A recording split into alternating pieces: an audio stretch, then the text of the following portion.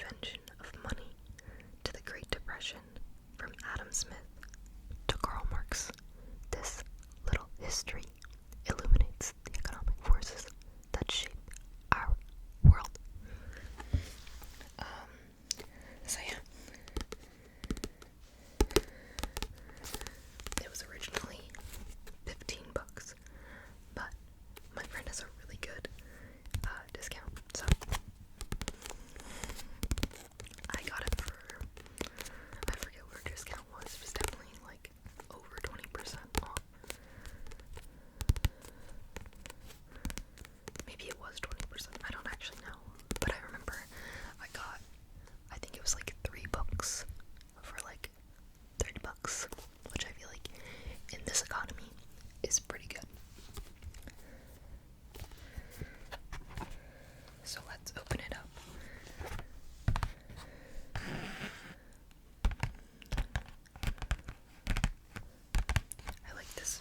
I like this green color. It's pretty nice. It says, "Economics explains the world. Take the book you're holding in your hand. The fact you're doing so puts you in a special position. To many people around the globe, being able to buy and read a book would seem as likely as a trip to the moon."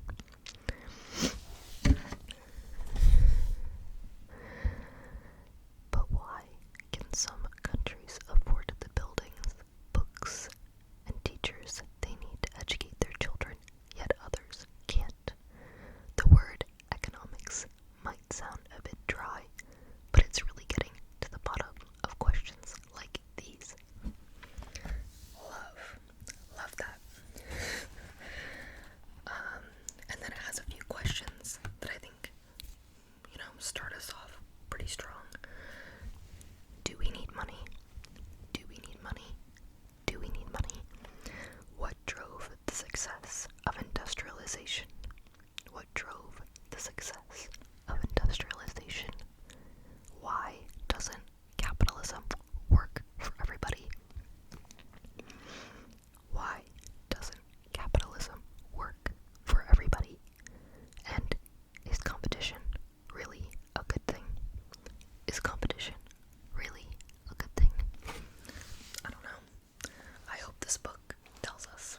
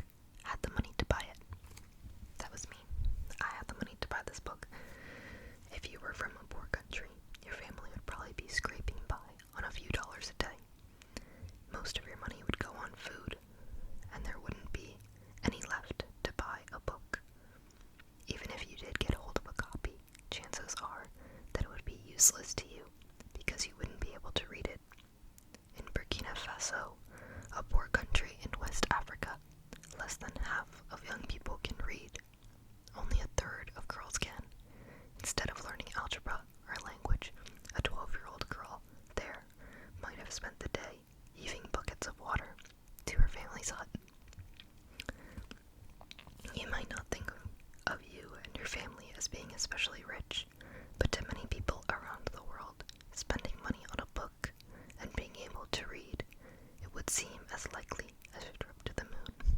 He really loves this analogy. People who burn with curiosity and perhaps with anger about the vast differences often turn to economics.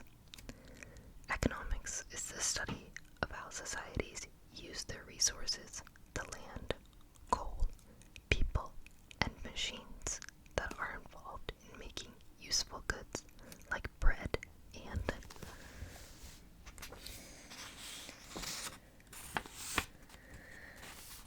shoes. Economics shows why it's quite wrong to say that people in Burkina Faso are poor because they're lazy, as some do. Many of them work very hard, but they were born into an economy which as a whole isn't very good at producing things. Why does Britain have buildings, books, and teachers needed to educate its children when Burkina Faso does not? This is an incredibly difficult question, and no one has quite got to the bottom of it, but economics tries to. Okay. Here's a stronger reason to be fascinated by economics, and perhaps to come up with your own ideas about it.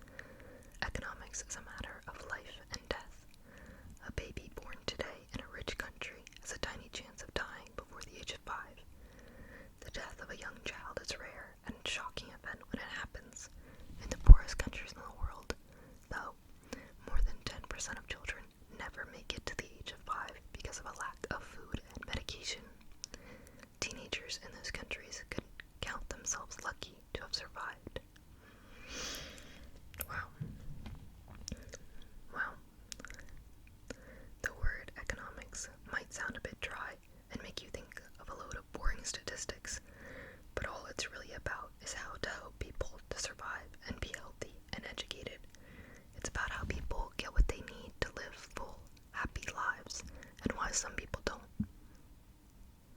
How people get what they need to live full, happy lives, and why some don't. If we can solve basic economic questions, maybe we can help everyone to live better lives. Nowadays, economists have a particular way of thinking about resources. That is, the bricks to build a school, the drugs to cure diseases, and the books people want. They talk about these things being scarce. In the 1930s, the British economist Lionel Robbins defined economics as the study of scarcity. Rare things like diamonds and white peacocks are scarce, but economists, pens and books are scarce too, even though you can find them easily in your home or in your local shop. By scarcity, they mean that there's a limited amount, and people's desires are potentially unlimited. If we could go on buying new pens and books forever, but we can't. We can't have it all because everything has a cost. That means we have to make choices. Let's think a bit more about the idea of cost. Cost isn't just pounds or dollars, though they're important. Imagine a student choosing which subject to study next year. The options are history or geography, but not both. The student chooses history. What's the cost of that choice? It's what you give up. The chance to learn about deserts, glaciers, and capital cities. What about the cost of a new hospital? You could add up the prices of the bricks and the steel that went into it. But if we think in terms of what we give up, then the cost is the train station that we could have built instead.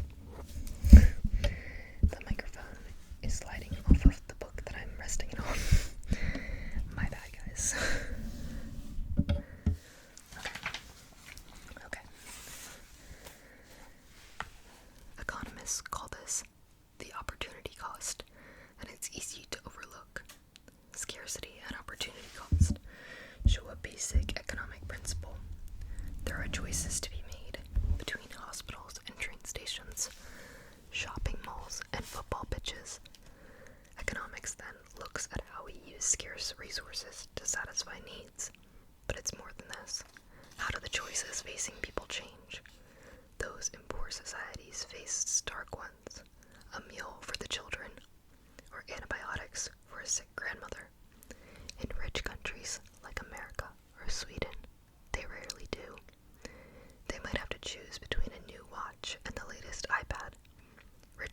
companies face serious economic problems. Sometimes firms go bust. Workers lose their jobs and struggle to buy clothes for their kids, but they're less often matters of life and death. A central question of economics, then, is how societies overcome the worst effects of scarcity, and why some don't do it nearly as rapidly. An attempt at a good answer needs more than a mastery of opportunity cost. Being good at working out whether we should have a new hospital, a football pitch, or whether to buy an iPad or a watch. Your answer would need to draw on all sorts of theories of economics and a deep knowledge of how different economies actually work in the real world. Meeting history's economic thinkers in this book is a great starting point. Their ideas show how wonderfully varied economists' attempts have been. Economists study the economy, obviously. The economy is where resources are used up, new things are made, and it's decided who gets what.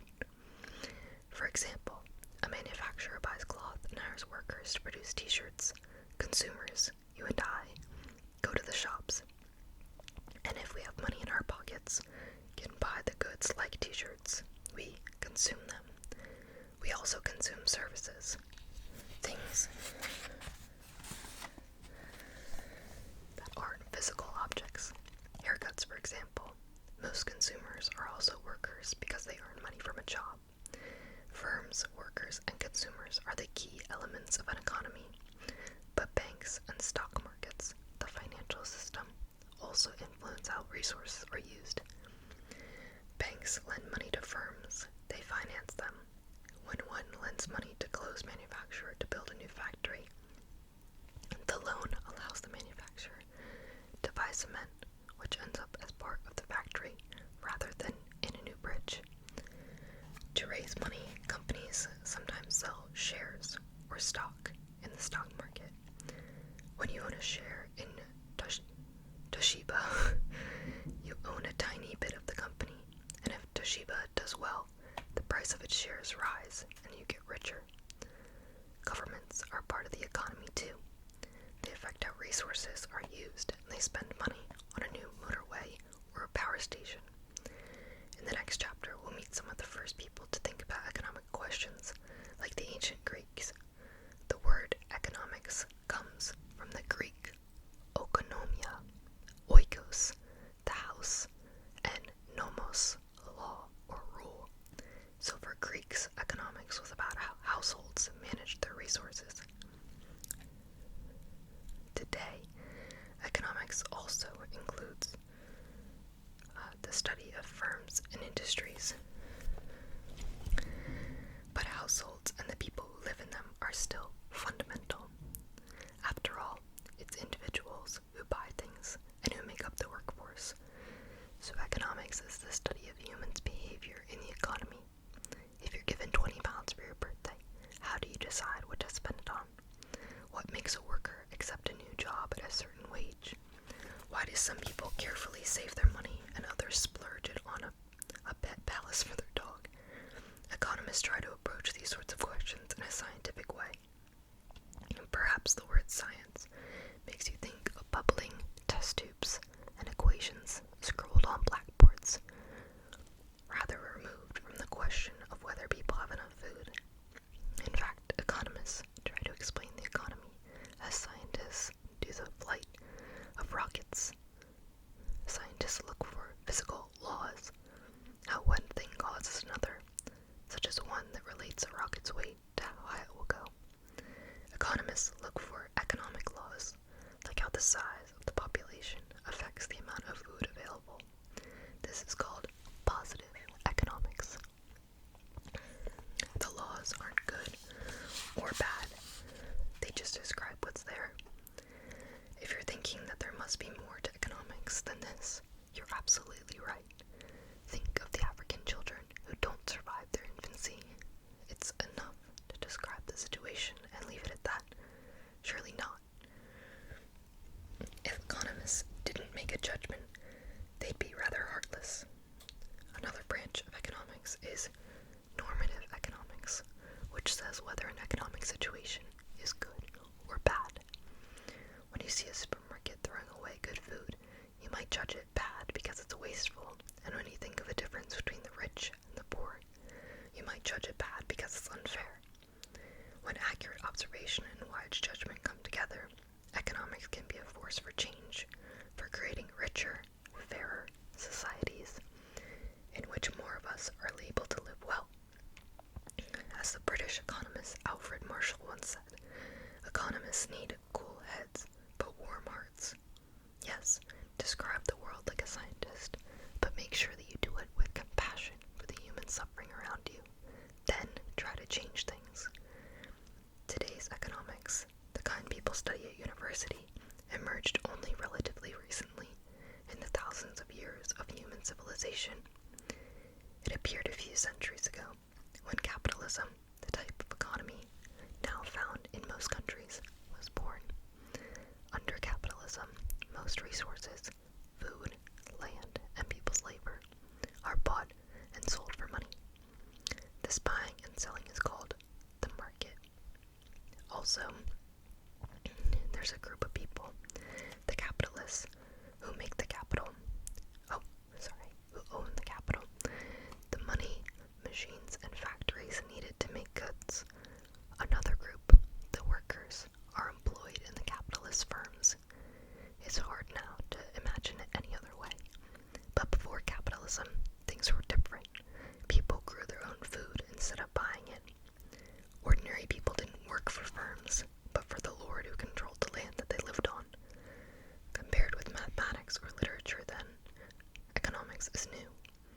Much of it is about things that concern capitalists: buying, selling, and prices. A lot of this book is about this kind of economics, but we'll also look at economic ideas that go back much earlier.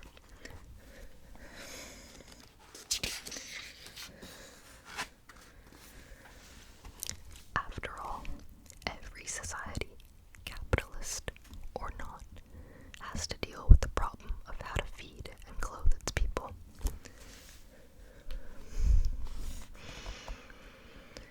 We'll examine changing ideas about the economy and see how the economy itself changed, how people over time tried to overcome scarcity as they worked in the fields and factories and gathered around their cooking pots. Do economists always describe the economy and make judgments about it like careful scientists and wise philosophers? They've sometimes been accused of overlooking the hardships faced by disadvantaged groups, of people who get left behind as the economy moves forward, women and black people especially. Is that because over history, economic thinkers have often come from society's most advantaged groups? At the beginning of the 21st century, there was a big economic crisis caused by the recklessness of banks. Many people blamed economists for not foreseeing it. Some suspected that this was because a lot of them were influenced by those who benefited from an economy dominated by finance and big banks. Perhaps, then, economists need something else to go with their cool heads and warm hearts. Self-critical eyes. The ability to see beyond their own concerns and habitual ways of looking at the world. Studying the history of economics helps us to do this, because by learning about how other ideas of earlier thinkers came out of their unique concerns and circumstances, you might see more clearly how ours do. That's why bringing history together with ideas is so fascinating and so vital to creating a world in which more of us live well. Okay, that's the end of chapter 1.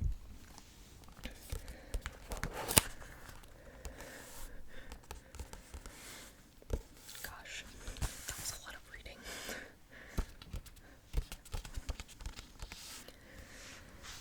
Chapter 2 is called The Soaring